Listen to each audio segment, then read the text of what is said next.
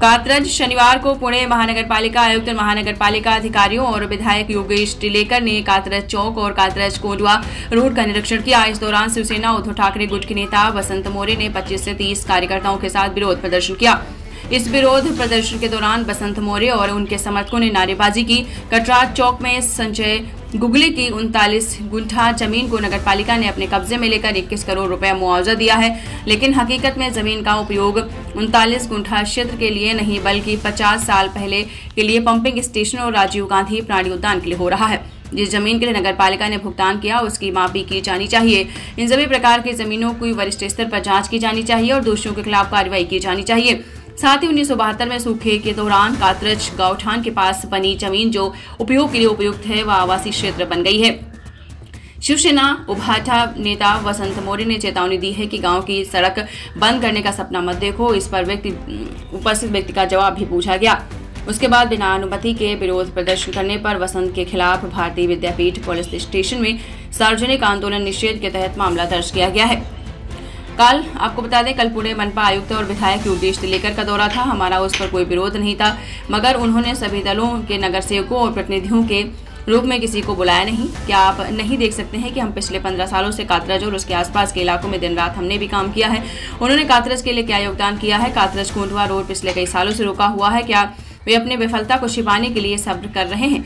क्या आपने इतने सालों से कात्रज कोंडवा रोड नहीं देखा? हमने ऐसा कौन सा विरोध किया है? हम पर मामला दर्ज किया है। क्या हमने विरोध नहीं करना चाहिए? बसंत मोरे, नेता शिवसेना, बालासाहेब ठाकरे।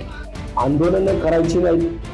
मला वाटतं की आम्ही आंदोलन केलं कशासाठी केलं होतं की आंदोलनामध्ये आमदार साहेबांचं असं म्हणणं होतं की आमदार साहेबांनी विधान परिषदेमध्ये एक प्रश्न उपस्थित केला आणि तो प्रश्न उपस्थित करून त्याच्यामध्ये विधान परिषद अध्यक्षांनी लगेच इमिजिएट कात्रज चौकाची पाहणी करून अहवाल सादर करा असे आदेश दिले।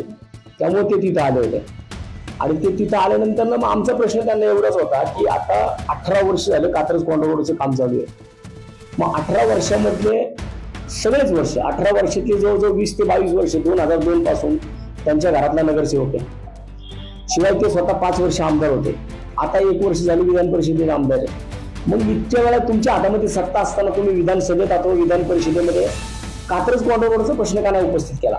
जो कात्रज चौक जो आता काम पूर्ण झाले, जो कात्रज चौक आता फक्त नुसतं गाड्या सोडायचं बाकी राहिले, सगळी कामं आम्ही तिथली करून घेतली। आजपर्यंत माझा आमदार साहेबांना विचारणं आहे की तुमचं त्या कात्रज चौकामध्ये योगदान काय? जर तुमचं आम्ही त्या ठिकाणी राष्ट्रवादी काँग्रेसचे जे होते आता जे शिवसेनेत गेले त्या नगरसेविका अमृता बाबर असतील, नगरसेविका मनीषा कदम असतील, नगरसेवक प्रकाश कदम असतील किंवा मी असेल, आम्ही चौघांनी मिळून त्या चौकामधली कामं केलेली आहेत। मग तुम्ही आमदार म्हणून जर येत आहे तर तुम्ही सगळ्यांना बोलवा ना तिथं। तुम्ही जर जागा पाहणी करायला येत आहे, कमिशनरना बोलावताय, ऍडिशनलला बोलावताय, सगळे पीडब्ल्यूडीची लोक बोलवताय, एवढ्या सगळ्यांना बोलवत सगळ्यांना समन्वयाची वागणूक द्यावी तुम्ही, सगळ्यांनी ते बोलवावं। परंतु तसं काही न करता आमदार एकटेच तिथे येतात। मागच्या वेळेस पण असंच झालं। मागच्या वेळेस पण तर तुम्हाला पाहण्या करायच्या, तुम्हाला सगळं काय करायचं, तुम्ही तिथं तुमचं काम दाखवा ना जिथं लोक मरतात आहे। आज कात्रज कोंडवा रोडवर आतापर्यंत शेकडो लोक मेली, त्या शेकडो मेलेल्या लोकांच्या बाबतीमध्ये तुम्हाला कुठलीही सहानुभूती नाहीये।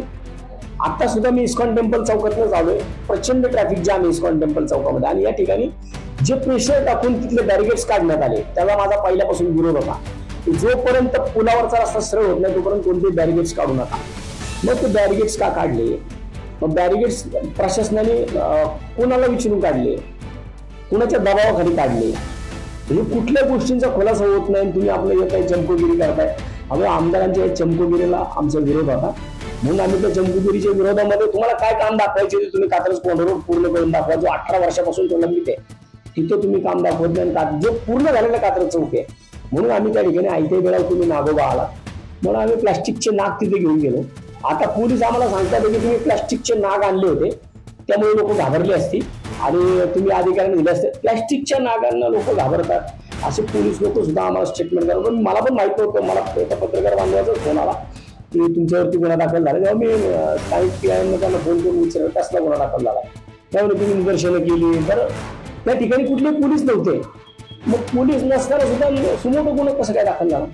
म्हणजे याच्यामध्ये 100% त्यांचं म्हणणं आलं की आम्हाला वरतून आदेश आले, वरतून आदेश घेणार कोण? म्हणजे आम्ही आंदोलन सुद्धा करायची नाही आता. तर आंदोलन केली तर आम्ही काय आंदोलन केली? आम्ही घोषणाबाजी केली. आम्ही कोणाच्या अंगावरती शाई फेकली, कोणाच्या अंगावरती साप फेकले, काय केलं? काहीच नाही. आम्ही फक्त ऐक्या वेळा तुम्ही नागोबा येऊ नका. जर तुम्ही कात्रज कोंढवडच्या बाबतीमध्ये अशा पद्धतीने काम करणार असाल तर मग आम्हाला पण त्या पद्धतीने तुम्हाला सुद्धा विरोधाला. करते रहिए fight against criminal daily newspaper.